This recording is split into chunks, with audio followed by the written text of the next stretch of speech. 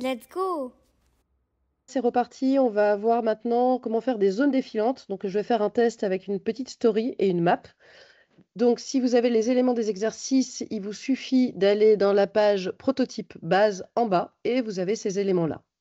Donc, c'est un groupe. Pour l'instant, je vais rentrer dans ce groupe. Je vais copier cette petite zone-là et la ressortir et tout dégrouper. Donc, je dégroupe tout et je me retrouve avec mes petites ellipses. Donc, vous voyez bien ici dans mes calques, ce sont des ellipses tout à fait simples avec des images à l'intérieur. Je vais cliquer-glisser pour sélectionner ces ellipses. Donc, si je regarde mon petit tuto, je frame ma sélection. Donc, je fais ma sélection et je fais un clic droit et je viens faire frame sélection. Dans mon panneau calque, je vois bien que c'est une frame avec à l'intérieur mes ellipses. Je vais venir aller dans la partie design. Dans la partie design, je réduis la taille de ma frame. Donc, dans la partie design, je vais venir réduire en largeur la taille de ma frame. Et je vais venir, partie 3, cocher Clip Content. Donc, je coche Clip Content, ce qui me permet d'avoir un affichage rogné, c'est-à-dire que je ne vois pas ce qui dépasse de ma frame.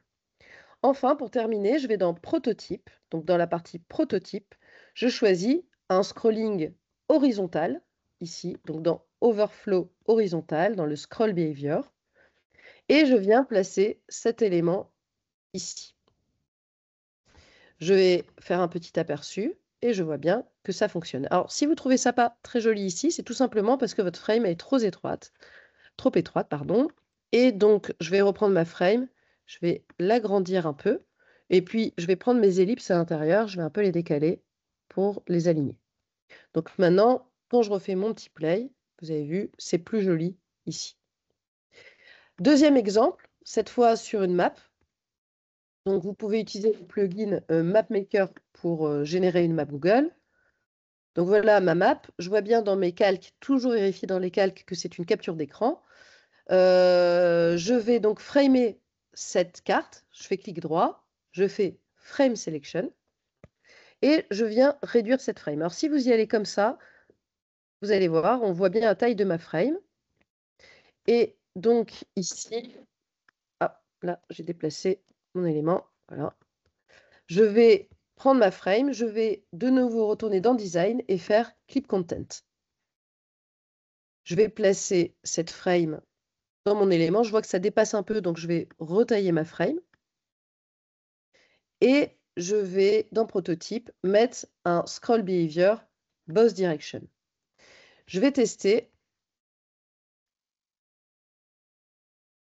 Et là, je vois bien que ça fonctionne. Dernière chose avant de vous laisser, la frame, on peut traduire ça par cadre. Et en fait, comme sur Figma, un cadre, ça peut avoir, par exemple, un stroke, donc un contour. Là, vous voyez bien que je suis en train de mettre un contour blanc. Alors, je vais plutôt le mettre outside. Je peux venir dire que ce contour, il est arrondi. Je peux mettre un effet d'ombre portée si je veux. En fait, une frame, c'est un cadre, mais on peut mettre des contours, des remplissages, des effets, exactement comme si c'était un rectangle.